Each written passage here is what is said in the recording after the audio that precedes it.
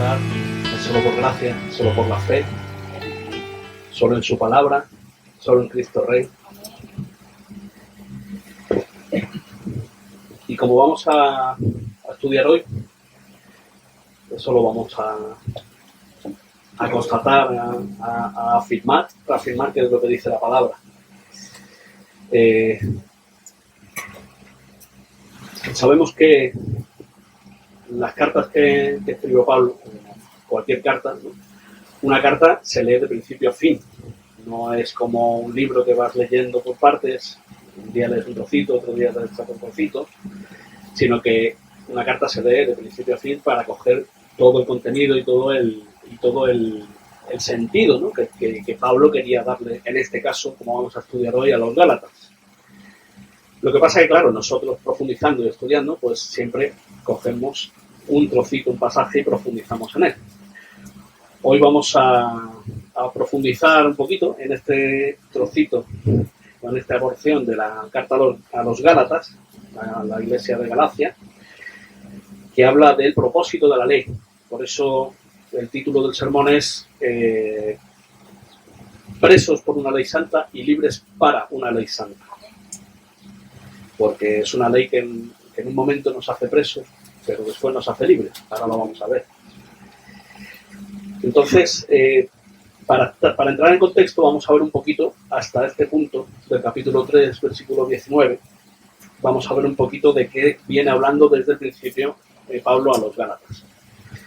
Y comienza en el capítulo 1, hablando Pablo, primero después, de la salutación, una salutación, como se solía decir entonces, un saludo, ¿no? Pero un saludo que lo hace con una preocupación especial. Un saludo muy rápido comparado con otras cartas. Se ve que hay algún problema grave en estas iglesias. Por eso pasa del saludo rápido al contenido. Y rápidamente lo primero que hace Pablo es amonestar a los Gálatas por estarse apartando a seguir un evangelio diferente. Es lo primero que les dice. Estaban siguiendo un evangelio diferente al que les había predicado. Les llega a decir que si alguien, incluso él mismo, les predica un evangelio diferente al que ya se les había predicado, sea anatema. Anatema significa maldito de Dios. Dice, sí, aunque sea yo mismo, vengo y os predico otro evangelio que os prediqué, entonces sea yo anatema, porque no hay otro evangelio, solo ese que os prediqué. Sabiendo que él podía ser débil, en el que solo por la justicia de Dios podía ser sostenido por él. Les dice que el evangelio que les predicó no les fue expresado por hombres, sino que fue por revelación de Cristo mismo. El evangelio al apóstol Pablo le fue revelado por Cristo, ¿no? Entonces no tenían la palabra como tenemos nosotros ahora, ¿no? Por la cual nos es revelado el evangelio. Después Pablo explica brevemente el testimonio de su conversión, en el sentido de que él era el judío más religioso, celoso de la ley, perseguidor de la iglesia, que los quería matar a la iglesia, era el primer perseguidor de la iglesia y uno de los más religiosos, de los más, digamos, de los mejores teólogos del momento, era Pablo. Pero dice que el Señor mismo le llamó y le salvó, porque le había escogido desde antes de que naciera. En el versículo 15 lo dice, ahora vamos a leer el texto. Luego en el capítulo 2 explica un poquito, estoy resumiendo porque si no haríamos 20 sermones en uno. Más o menos de entender Pablo que pasaron 18 años desde su conversión hasta que fue a Jerusalén a presentarse a los dirigentes de la iglesia. Y estos aceptaron su mensaje sin tocar nada. Ellos vieron que era un mensaje verdadero, el que Jesucristo mismo le había dado al apóstol Pablo y se lo había revelado. 18 años después de estar Pablo con Jesucristo mismo aprendiendo, por revelación, se lo expuso a los dirigentes de la iglesia.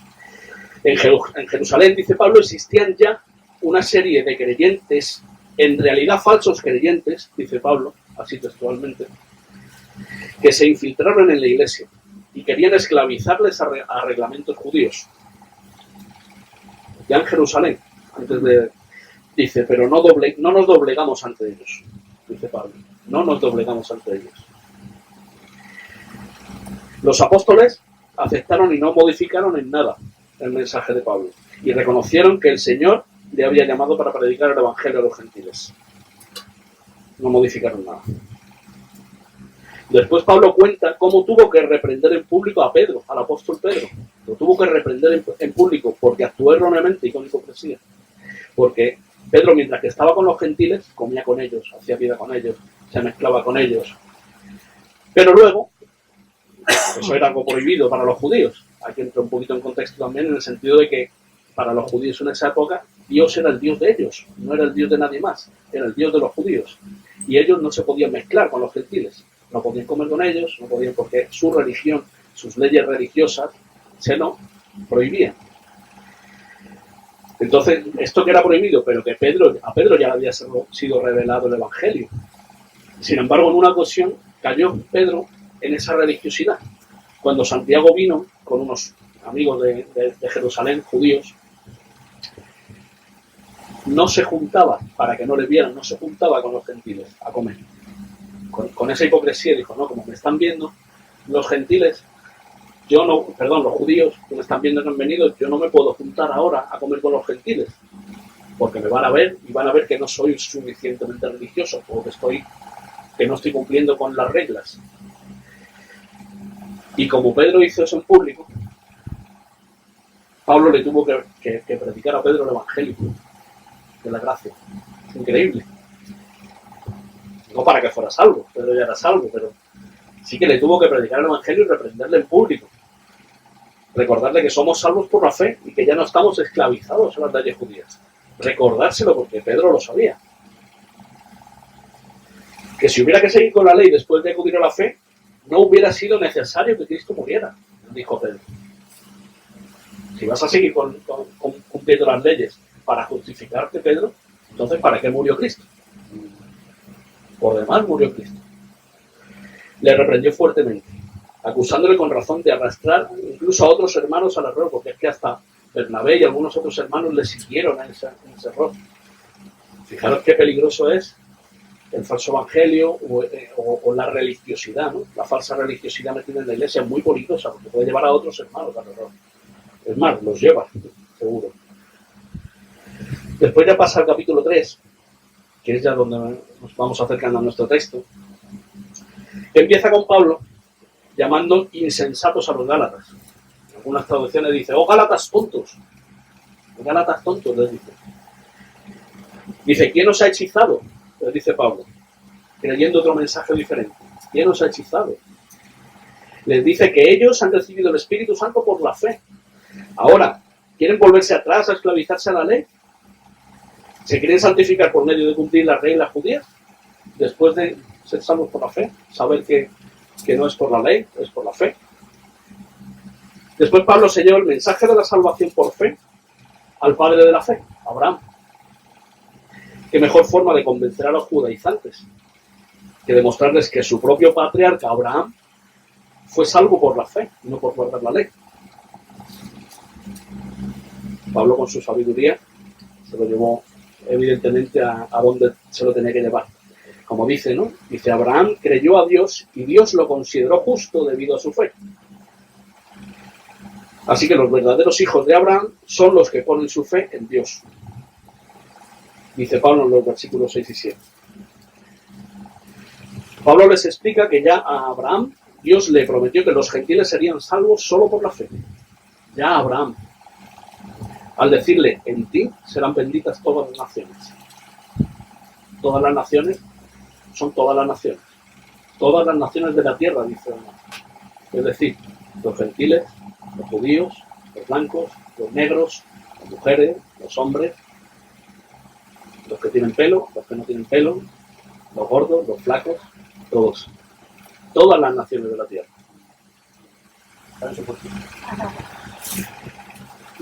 Pero los que dependen de cumplir la ley para salvarse están bajo maldición.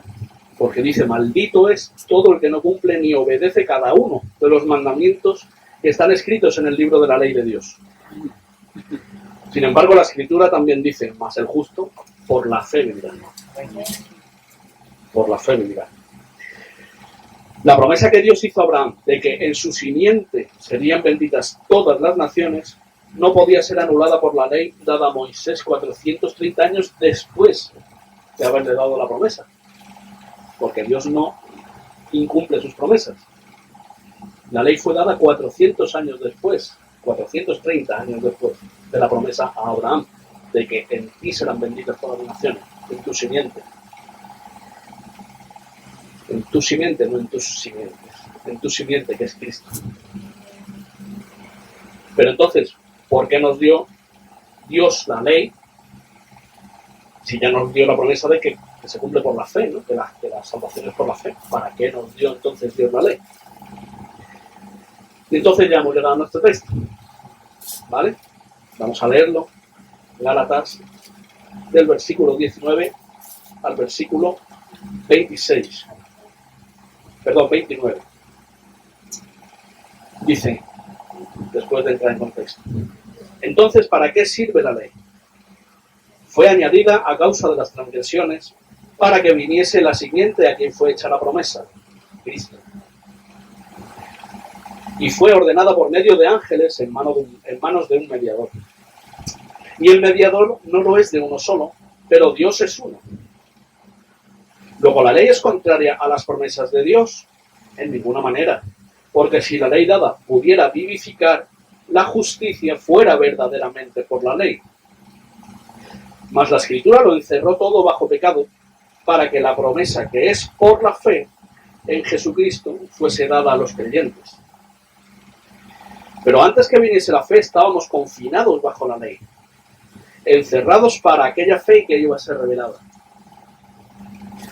De manera que la ley ha sido nuestro ayo para llevarnos a Cristo, a fin de que fuésemos justificados por la fe. Pero venida la fe, ya no estamos bajo ayo, pues todos sois hijos de Dios por la fe en Cristo Jesús.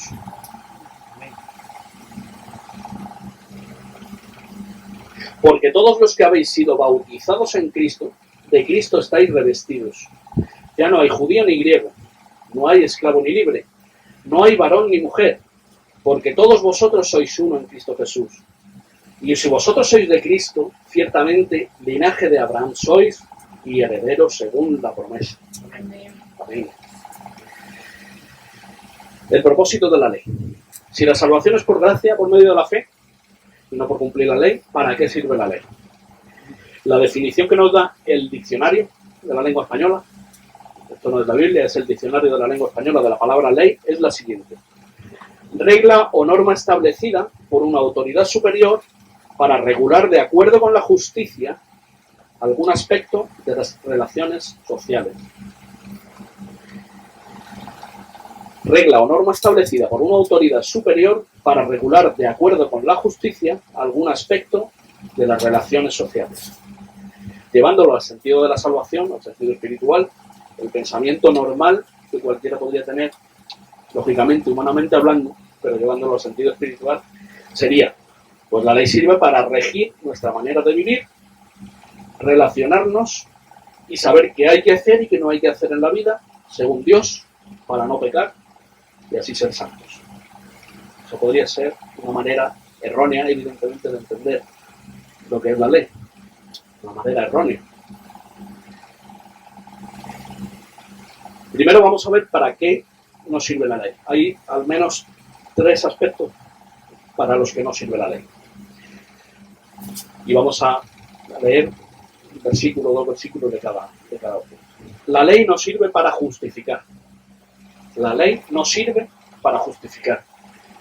Como dice Romanos 1:17, porque en el Evangelio de la justicia de Dios se revela por fe y para fe. Como está escrito, mas el justo por la fe vivirá. Mas el justo por la fe vivirá. Mas el justo por las obras, por la ley, por la fe.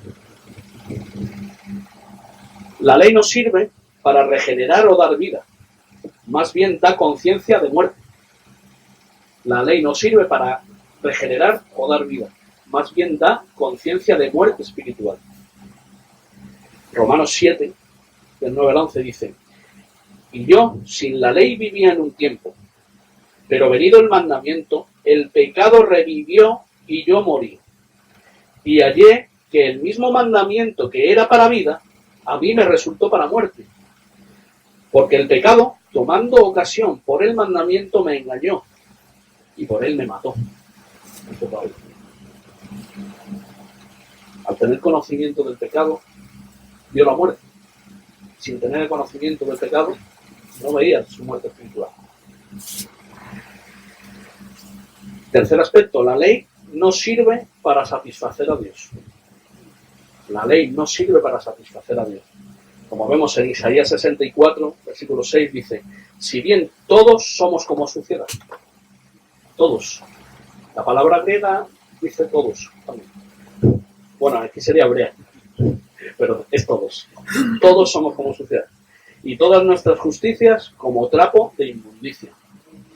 Trapo de inmundicia, ya alguna vez hermano Jesús en una predicación lo ha explicado, lo que se llamaba en esa época trapo de inmundicia es lo que en esta época podemos asemejar a la compresa de la mujer cuando está en estado, para hacernos una idea, ¿vale? Ese es el trapo de inmundicia entonces.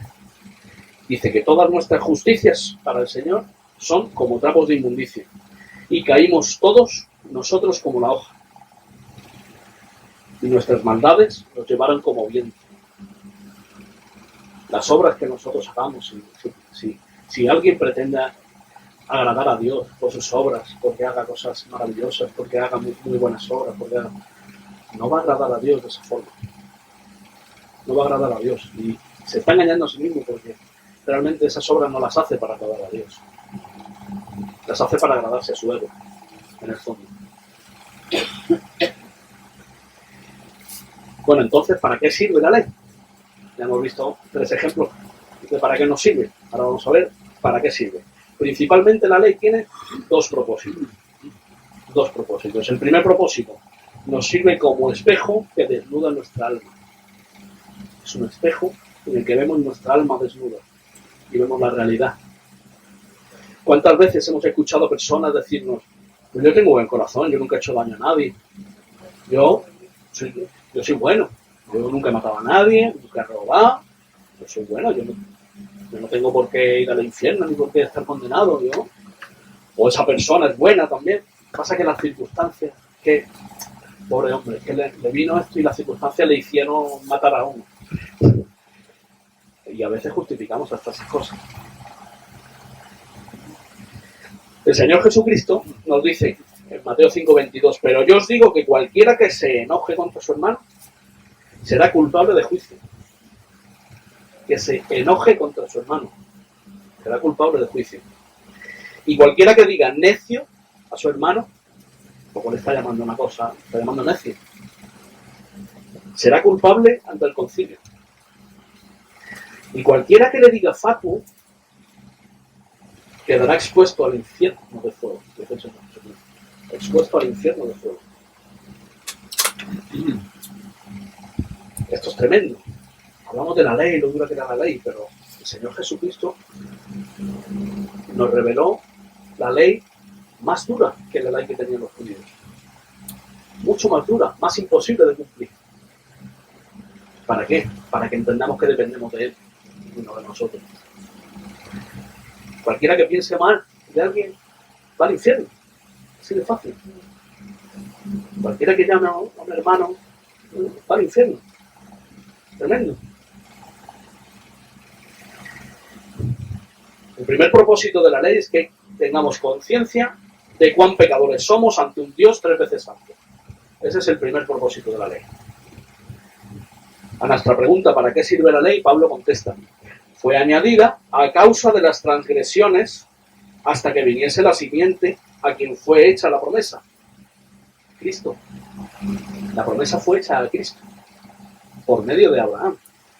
Pero la promesa fue dada del Padre al Hijo. Es algo interno, ahí nadie puede entrar. Y como dice en Romanos 5:20, pero la ley se introdujo para que el pecado abundase, mas cuando el pecado abundó, sobreabundó la gracia. Cuando el pecado abundó, sobreabundó la gracia.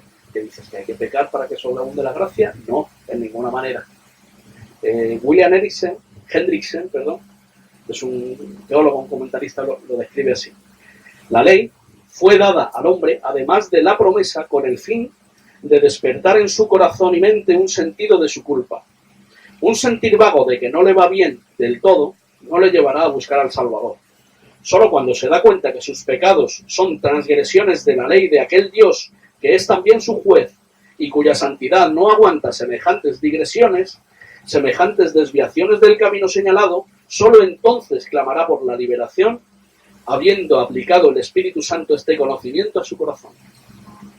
Yo creo que es una explicación bastante clara.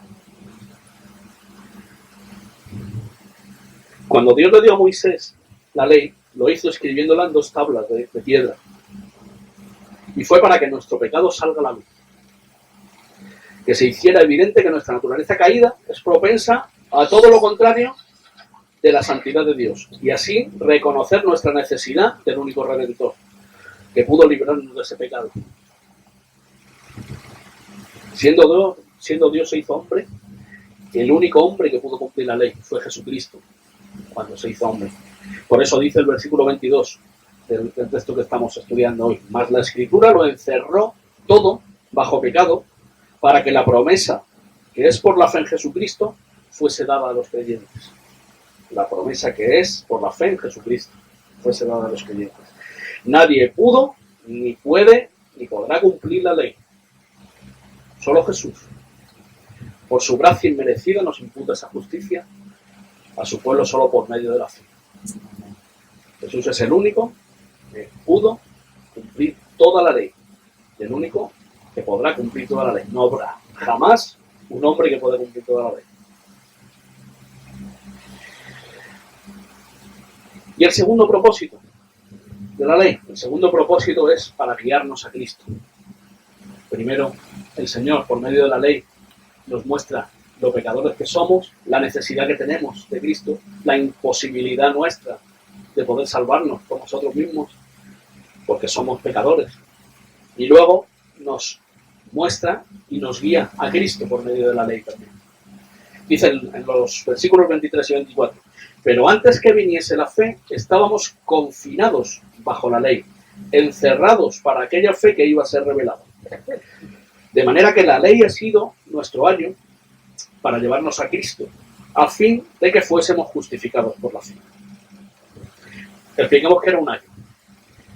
La palabra usada en el idioma original aquí, en el griego, es la palabra, se escribe paidagogos, pero se pronuncia pedagogos. ¿Os suena? Pedagogos. Esa es la misma palabra que se usa en la actualidad.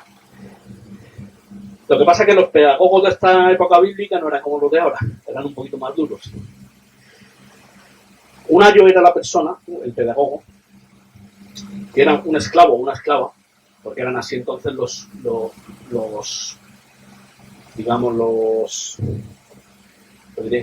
un jefe tiene empleados. Los empleados de entonces eran, se les llamaba esclavos, ¿vale? Entonces, en una casa se encargaba del cuidado y de la educación de la enseñanza de los niños. Eso eran los ayos entonces, esclavos que se dedicaban solamente a eso. En muchas ocasiones los ayos eran tan estrictos que los niños estaban deseando llegar a la edad adulta para librarse del ayo, solamente para librarse. Eran muy estrictos. Era un cautiverio total. Por tanto, Pablo dice que la ley nos sirvió como vigilante, como un policía que nos llevaba esposados día y noche con las cadenas de la ley. Y a la vez nos daba la preparación, educación y aprendizaje para la promesa del Redentor que habría de venir, de la simiente de Abraham, que es nuestro Señor Jesucristo. Nos tenía cautivados, pero a la vez nos preparaba, nos enseñaba, nos mostraba para llevarnos a Cristo. Vemos un ejemplo de esto en Isaías 28, los versículos 9 y 10, donde Dios está emitiendo juicios sobre Samaria. Samaria era la capital de Israel. Entonces, estaba el reino de Judá, el reino de Israel, Samaria era la capital de Israel y Jerusalén era la capital de Judá. Y dice que sus líderes, sobre este juicio, los líderes de Samaria, se quejaban diciendo: ¿quién se cree el Señor que somos? Preguntan: ¿por qué nos habla así? ¿Acaso somos niños pequeños recién destetados? Decían los líderes. Una y otra vez nos repite todo, línea por línea, renglón por renglón, un poco aquí, un poco allá, quejándose. Porque la ley los llevaba y no podían soportar esa ley. Pero venida la fe, los versículos 25 y 27 de nuestro texto, ya no estamos bajo ayo, pues todos sois hijos de Dios por la fe en Cristo Jesús, porque todos los que habéis sido bautizados en Cristo, de Cristo estáis revestidos. De Cristo estáis revestidos. Si estamos en Cristo, Cristo está en nosotros. Ya no estamos bajo vigilancia porque ya no somos niños. Había una costumbre en Israel, que era cuando un niño ya pasaba a ser hombre, le ponían unas vestiduras. Y ya, ponerle esas vestiduras era el simbolismo de que ya ese niño había pasado de ser niño a ser hombre. Y se libraba del ayo. Al igual que nosotros, cuando somos revestidos de Cristo, nos pone las vestiduras, pasamos a ser adultos y ya nos ha librado del ayo de la ley.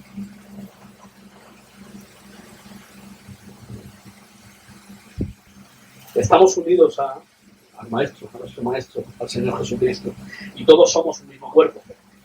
Todos somos su cuerpo, Él siendo la cabeza. Dice, ya no hay judío ni griego, no hay esclavo ni libre, no hay varón ni mujer, dice Pablo. Y en Efesios 4 dice, sino que siendo la verdad en amor, siguiendo la verdad en amor, crezcamos en todo aquel que es la cabeza, esto es Cristo, de quien todo el cuerpo, bien concertado y unido entre sí por todas las coyunturas que se ayudan mutuamente según la actividad propia de cada miembro y recibe su crecimiento para ir edificándose en amor. Estos miembros somos nosotros.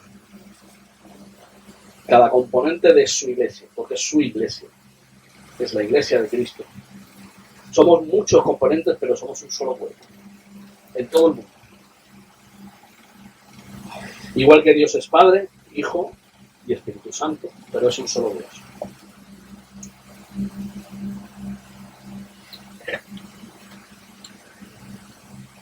Y Cristo cumplió toda la ley en nuestro lugar. Y siendo santo recibió la ira de Dios Padre que deberíamos recibir nosotros por nuestro pecado.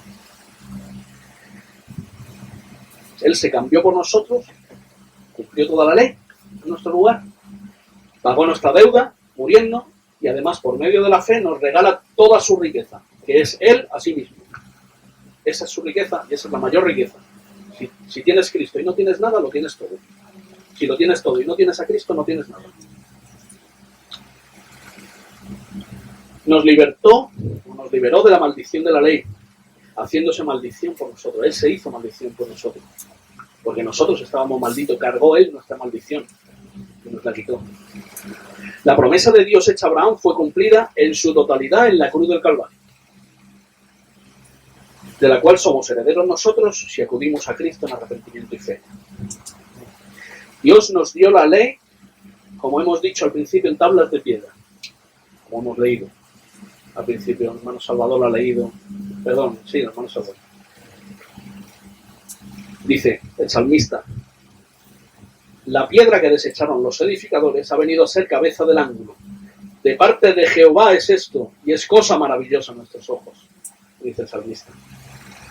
Y como dice de nuevo Isaías 28, por tanto, esto dice el Señor soberano, miren, pongo una piedra de cimiento en Jerusalén, capital de Judá, recordamos, de donde salió el Señor Jesucristo, una piedra sólida y probada. Es una preciosa piedra principal sobre la cual se puede construir con seguridad. Se puede construir con seguridad. La piedra a su vez también simboliza la muerte. El sepulcro cerrado. Una gran piedra cierra el sepulcro, ¿verdad? Pero nuestro Señor Jesucristo venció la muerte. Quitó la piedra y al igual que nos liberó de la piedra de la ley. Quitó la piedra del sepulcro. A la mujer que cometió adulterio, los fariseos y los escribas la querían apedrear. Pero porque realmente eso era lo que mandaba la ley. apedrear por adulterio. Quien cometía adulterio debía ser apedreado. Pero Jesús dijo: el que de vosotros esté sin pecado, sea el primero en arrojar la piedra contra ella. Juan 8:7. Y acusados por su conciencia se fueron todos, quedando en el lugar solo Jesús y la mujer. Jesús la libró de las piedras de la ley. Jesús la libró de las piedras de la ley. Le preguntó: ¿dónde están los que te acusaban? ¿Ninguno te condenó? La mujer le contestó: ninguno, Señor. Ninguno. Y Jesús le dijo: yo tampoco te condeno, rompiendo así la maldición de la ley. Yo tampoco te condeno. Pero muy importante, muy, muy importante, le dijo: vete y no peques más. No le dijo: vete y puedes vivir como quieras. Yo te libro del pecado, te libro de la maldición, te libro de la muerte, pero vete y no peques más. En este pasaje se evidencia claramente de qué manera el creyente que ha tenido un encuentro real con Cristo busca guardar las leyes morales, no las ceremoniales, de Dios,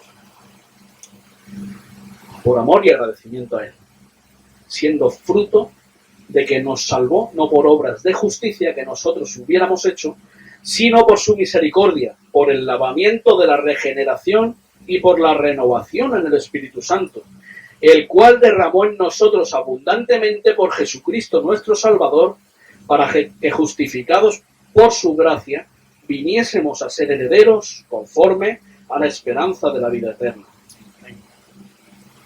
Él nos ha lavado, nos ha renovado y nos va renovando por medio de su palabra cada día más. Nos va renovando. Eso es la santificación progresiva. Nos vamos pareciendo cada día más a Jesús. Nosotros, como fruto natural de nuestro corazón regenerado, intentamos cada día ser más parecidos a Jesús en toda nuestra manera de vivir. Eso es la santidad. No es que ya nos convirtamos, ya somos santos, como dicen por ahí en incrédulos, ¿no? Creen que nos creemos santos. No, nosotros no somos santos. Dios nos ve como santos. Somos el pueblo santo de Dios porque hemos sido santificados por la sangre de Cristo, un precio muy caro. Pero nosotros no somos santos que hemos dejado de pecar. Estamos en el proceso. Dios nos ha puesto en el camino de la salvación y Él no nos va a dejar salir de ahí hasta que un día lleguemos. Nos intentaremos salir y pecaremos, pero Él nos hace así y nos vuelve a meter en el camino. Él nos sostiene, hermanos. Ya no estamos esclavizados a la ley porque la ley de Dios está escrita en nuestros corazones. Como dice Romanos 7, de nuevo, ¿se nota que me gusta Romanos?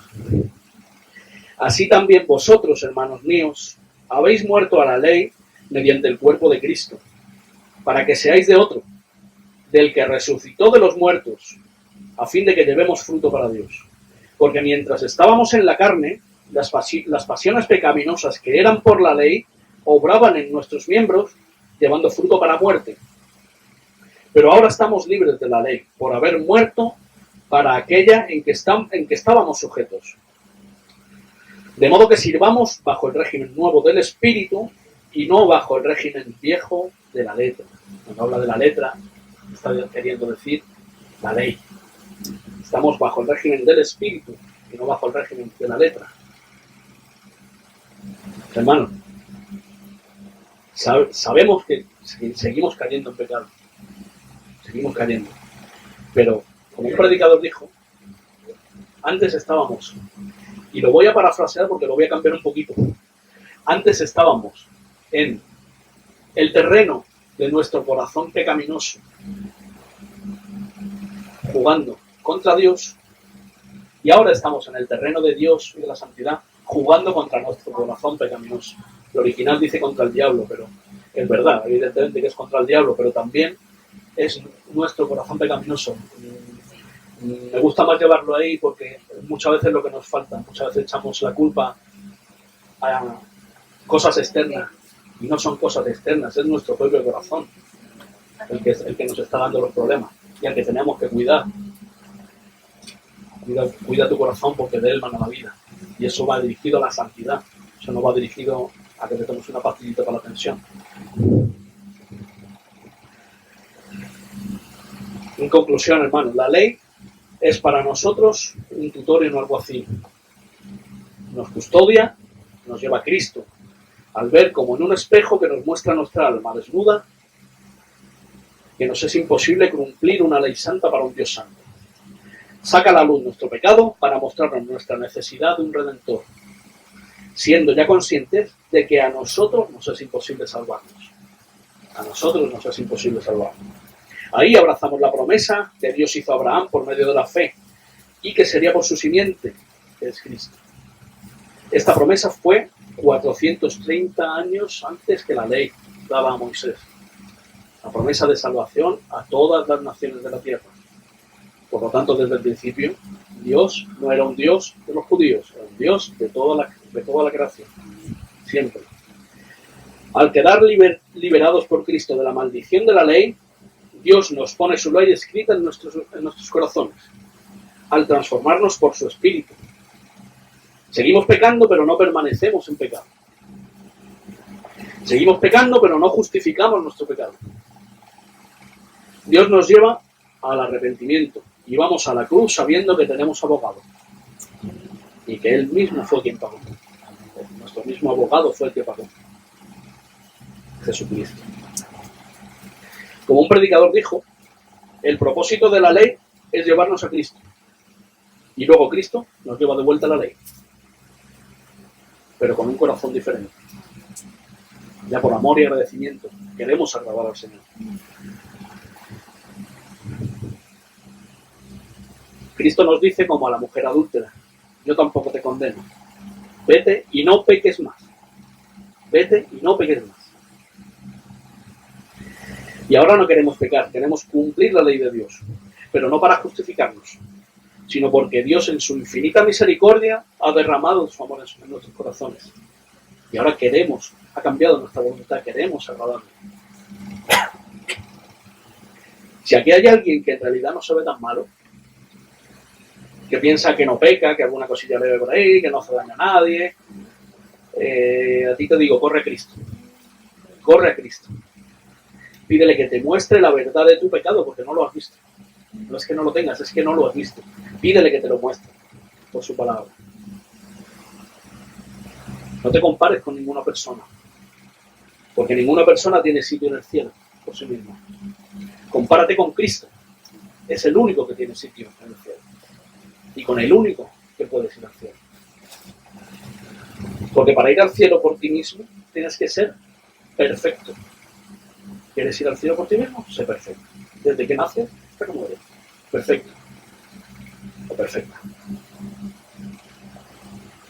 Solo Cristo fue perfecto. Y es perfecto. Pero me refiero como hombre. Fue perfecto. El único hombre que pudo ser perfecto. Y eso es lo que Dios demanda. Como lo dice en Mateo 5:48. Sed pues vosotros perfectos, como vuestro Padre que está en los cielos es perfecto. ¿De verdad te crees perfecto? Tú que te dices que eres bueno. Tú que te dices que eres buena. ¿De verdad te crees perfecto o perfecta?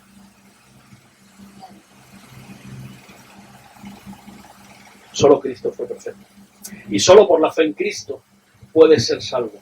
Por confiar en que Él murió siendo perfecto. Él murió siendo perfecto. Para cumplir la condena que nosotros, los absolutamente imperfectos, merecíamos. El perfecto murió por los imperfectos. Solo así Dios Padre te dará vida nueva. Un nuevo corazón, nuevos afectos que se alinean con Él. Esos afectos se alinean con Él. Por eso ahora queremos cumplir la ley. De tal manera que odiarás el pecado, amarás la ley de Dios, ya no será tu alguacil, sino tu amorosa guía. Acude a Cristo en arrepentimiento y fe, confiésale tus pecados y Él te perdonará si lo haces de corazón. Amén. Amén. Vamos a orar. Señor, te damos gracias por tu gloriosa y maravillosa ley, porque esa ley nos llevó a tu Hijo Jesucristo, Señor.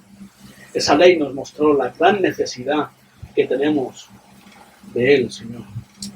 Esa ley nos mostró que por nosotros mismos nos es imposible llegar a ti, Padre, porque solo Jesús es el camino, la verdad y la vida. Y solo por Él llegamos al Padre, que eres tú, grandioso Señor.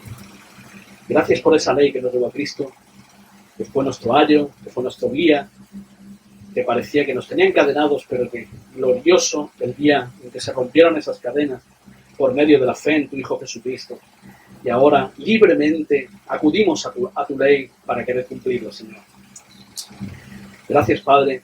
Te ruego que nos lleves al camino de santidad cada día, Señor. Que nos lleves a ser cada día más parecidos, Jesús. Que nos lleves a cumplir tu ley cada día, Señor. Y que si hay alguien aquí, Señor, que no te conoce, por favor, muéstrale, Señor. Muéstrale cuán pecador. Muéstrale cuán sus obras son delante de ti como trapos de inmundicia, como dices en Isaías, Señor.